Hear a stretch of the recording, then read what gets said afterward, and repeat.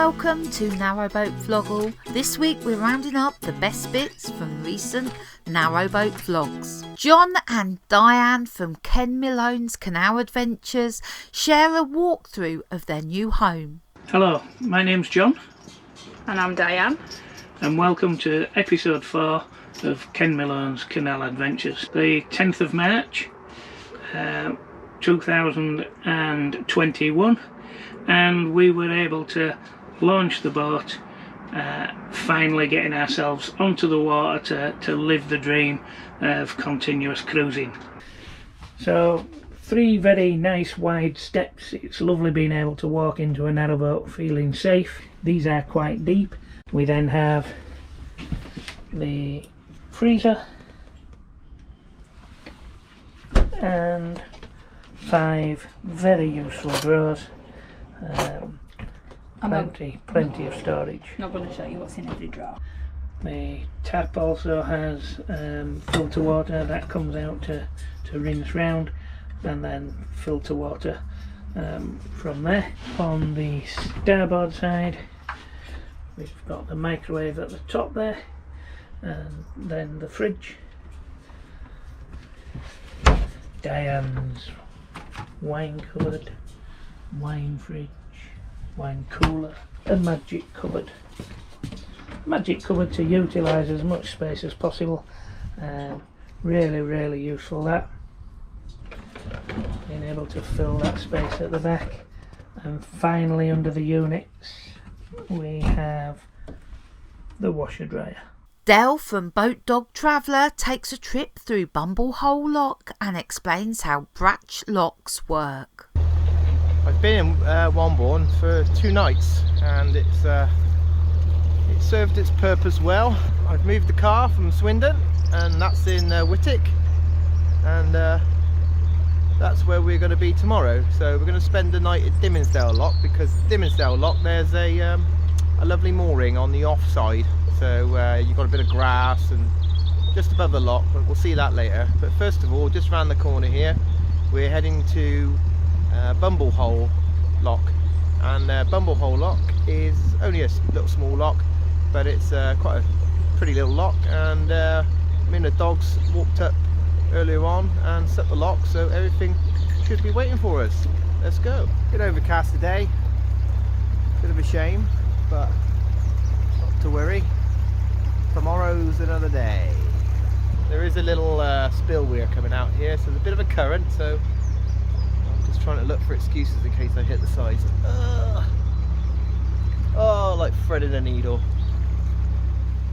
And this is Bumblehole Lock on the Staffson Worcester Canal. Only a shallow lock, this one. Oh, Bumblehole Lock. I'm only here, Spike. Oh dear.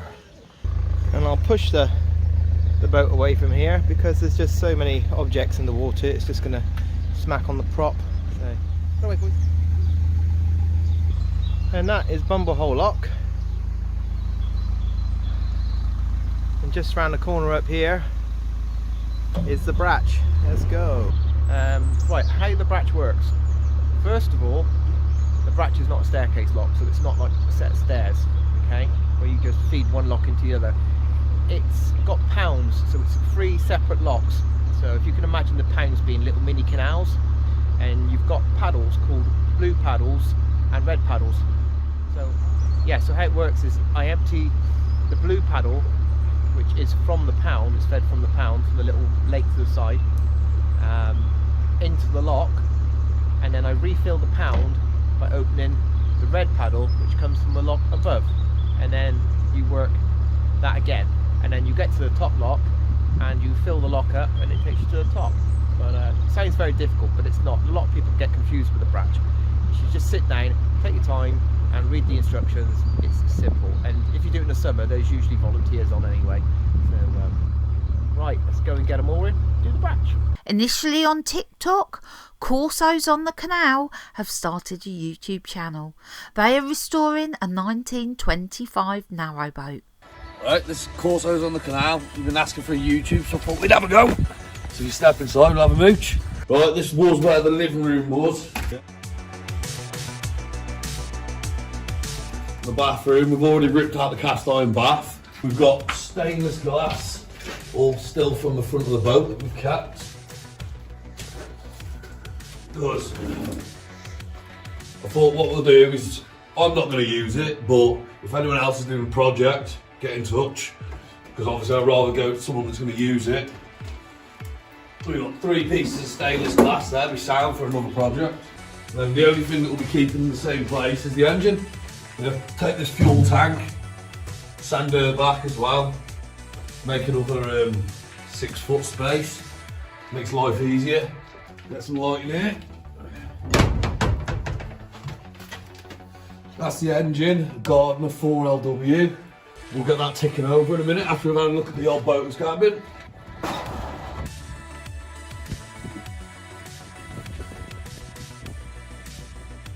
He's done this to keep it traditional, as when going along in the winter, you just have this little cabin in, you have your stove next to you, so you can keep going in the winter months.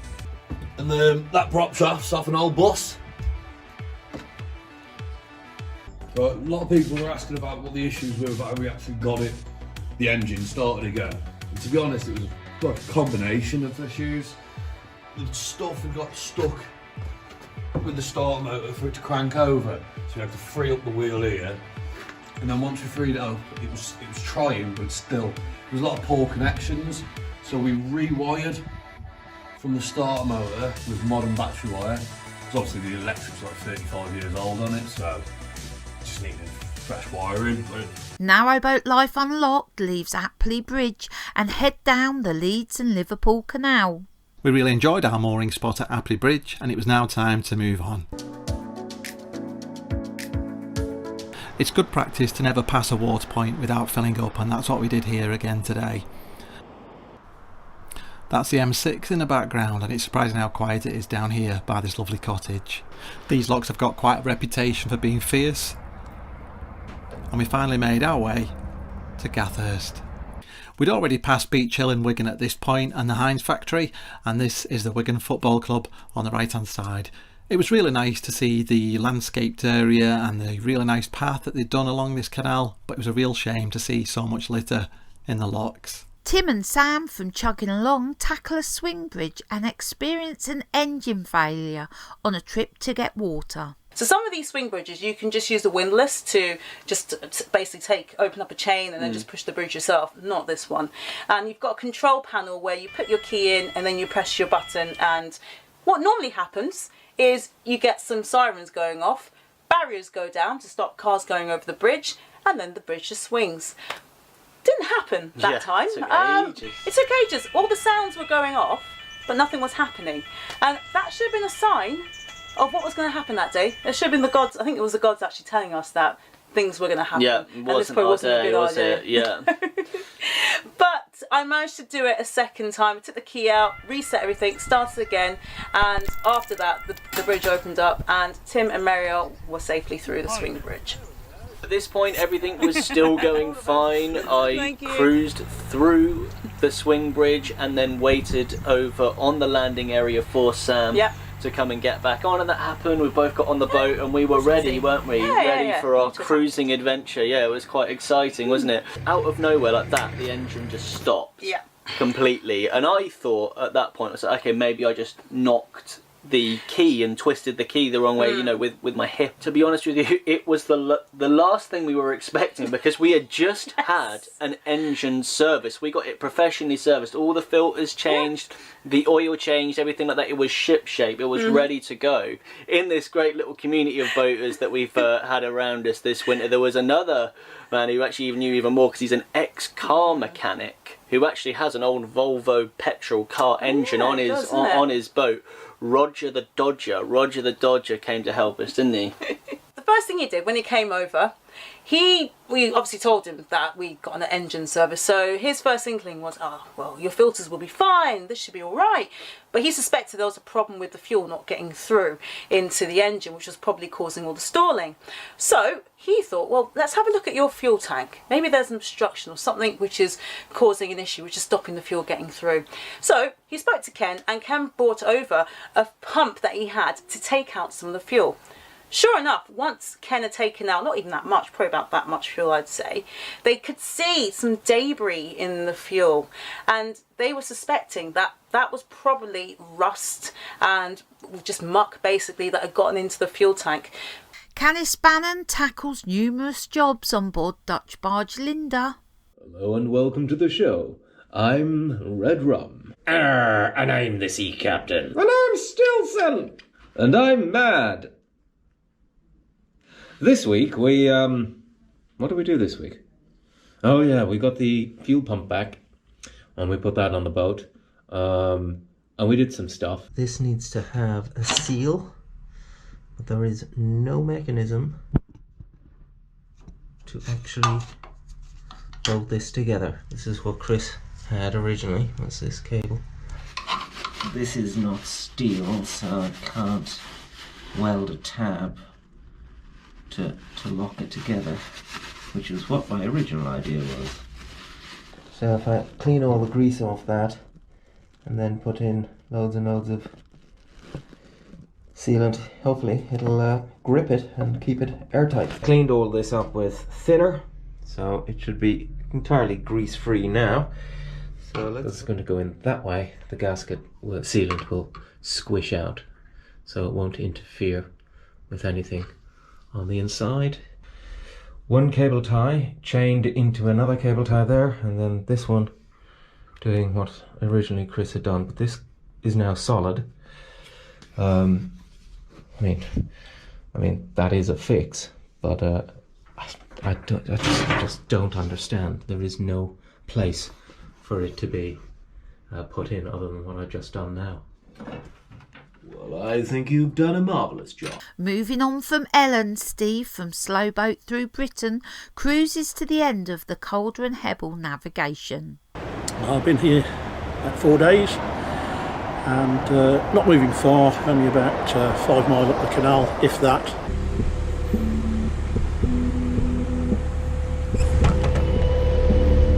Here at the bottom of Calder Hebble Locks, the towpath disappears through its own tunnel under the road. It originally allowed the boat horses to move crossing the road. When the road was widened in the 1930s, with no room for the balance beams, the bottom gates were replaced by this guillotine mechanism. Originally requiring numerous turns of the windlass, fortunately the gate is now electronically operated and only needs a CRT key to start the operation. I'm not sure if the line of the canal was altered with the road widening, but this would have been an awkward manoeuvre for the horse boatmen, having to unhitch their horse and then manhandle the boat around this turn.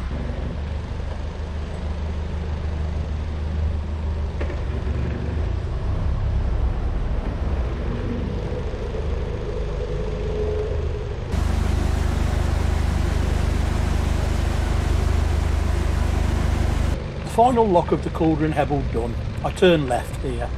To the right is the short arm of what remains of the Halifax branch. Originally 14 locks raised the canal 100 feet in 1 3/4 miles up to Halifax, but it was plagued with problems. The local mill owners objected to the canal taking water from the mill stream, and a tunnel was built from the River Hebble here at Calder Hebble to channel the water to a pit near the top lock at Halifax. A pumping station was then required to pump the water 100 feet to the surface to replace that used by the locks. Finally completed in 1828 at a cost in today's prices of £6.5 million. It was abandoned in 1942. Narrowboat Will cruises to Fazeley Junction. It's quite a pleasant cruising day, but the blue skies, but the weather does pick up in a bit and it becomes very windy.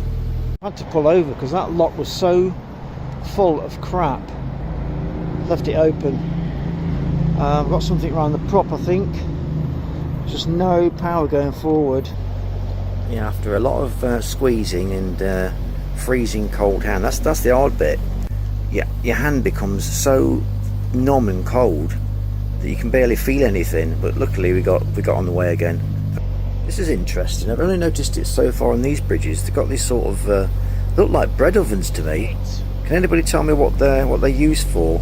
It just seems to be this stretch where some had doors on them, and I don't know what they were for. Storing stuff maybe. I'm not sure.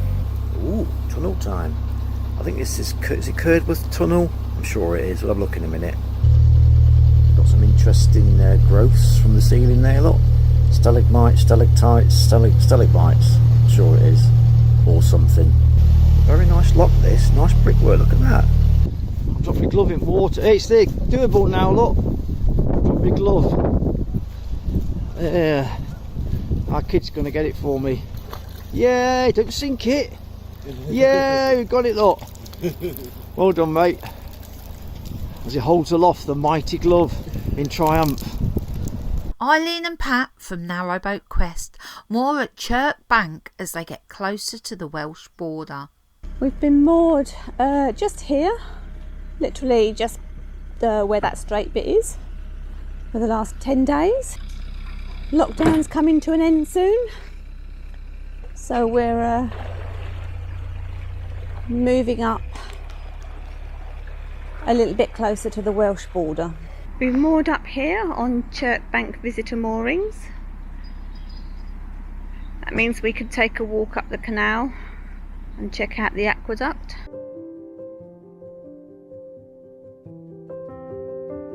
So the border, the English-Welsh border, runs halfway across this aqueduct. Oh, right. So we're actually in England this side, but if we were over there, we'd be in Wales. Following on from a telephone call with her sister, Sasha is inspired to make some chocolate oatcakes. Okay, hi everyone. So in this vlog today, I'm going to be making chocolate oatcakes. I hope you enjoy.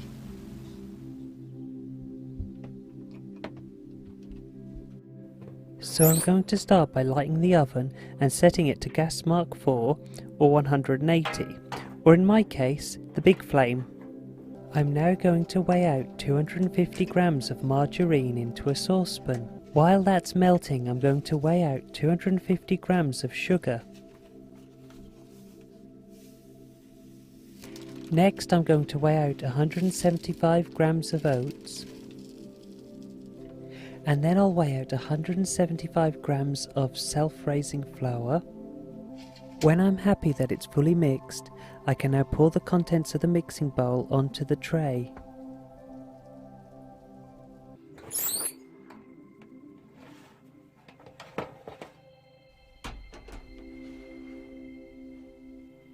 Once I've taken it out the oven, I'll leave it to one side to cool down while I mix up some icing sugar. Dave from Narrowboat ISNESS gives away his TV and he reflects on the synchronicity of finding a worthy recipient. I used to watch quite a lot of television, but the more I connect with nature, the more I'm finding that I don't need to. This walk has been making me realise that I don't need a telly. Now I know tellies are sometimes good and you might be watching me on your television screen, that's fine, But for me, I don't really watch it, and I got this new telly, smart TV, about a year ago and I just don't know why I did. I love how the universe works and synchronicity. Just walking along the towpath, I met a lovely lady with a dog, and she was telling me how she's involved in a charity and told me all about it, and I just asked her, would you like a television? It's a great cause. I can't go into all the detail of it, but how beautiful is that you bump into somebody, you know, and there's me thinking in the morning, how am I going to, who's going to have it? How am I going to find out who needs one? I'm really pleased that it's going to a worthy cause, a charity. How wonderful is that, all the synchronicity, meeting that person on the canal. I find this happens quite regular when you're not getting too into the mind of oh, how am I going to get rid of it and where's it going to go? You know, you just got to have a bit of faith and trust that the universe will provide you, and the answers will come. CAPSPREAD takes us back to 1963 and shares a canal documentary. The romance of canals today, and most people would think of Venice, perhaps of Holland. Yet these locks are in the heart of the English countryside. They were built almost 150 years ago, and they're part of the first industrial link between London and Birmingham, the Grand Union Canal. Today there are more than 2,000 miles of such navigable waterways in the British Isles, carrying some 10 million tons of cargo a year. Incredible flights of locks were built by those early engineers in their efforts to beat the contours of the rolling English countryside. These are Hatton locks near Warwick, in which the Grand Union level is raised through 146 feet to 337 feet above sea level. And even though the water may do the actual lifting of the boat, the work is still just as hard as it was in the early 19th century, particularly for an amateur crew making their home in a converted barge on hire for the holiday. But sometimes the contours were too much even for those early master lock builders, and when they couldn't go over, they went through. The Blisworth Tunnel near Towcester in Northamptonshire is 1 3/4 miles long. It took 5 years longer to build than the rest of the waterway, 5 years in which the cargoes were offloaded onto wagons and horse-drawn round the hill. Join us next week for another Narrowboat Vloggl.